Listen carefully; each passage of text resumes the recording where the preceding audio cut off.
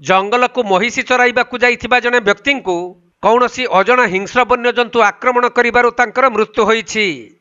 मिलिथिबा सूचना अनुसार संबलपुर जिला रेढ़ाखोल बनखंड नाक्टी देउल रेंज साहिबिगां ओरामपड़ार साधमुंडा नामक जने व्यक्ति मानकुंडा खसड़ा जंगल को महिषी चराइबा पई जाइथिबा समय रे कौनसी अजना हिंस्र वन्यजंतु तांको आक्रमण करिथिला, जहा फल सही जंगल भितर ही साधमुंडांकर जीवन चली जाइथिला। तेणु तांको घर को फेरिबारे विलंब हेबारु परिवार लोक माने संध्या पर्यंत खोजाखोजी करथिले मध्य तांकर कौनसी पत्ता मिली नथिला। तबे आज सकाळे से महिषी को चराइबा पई नै जाइथिबा मानकुंडा खसड़ा जंगल रे तांको मृतदेह पड़िथिबा परिवार लोक माने देखिबाकू पाइथिले। परे वन विभाग और पुलिस को खबर दिया जिबारु सेमाने घटनास्थल रे पहुंची शवटी को जबत करी पुलिस व्यवच्छेद पई रेढ़ाखोल मेडिकल को पठाई घटनार अधिक तदंत करुछंती।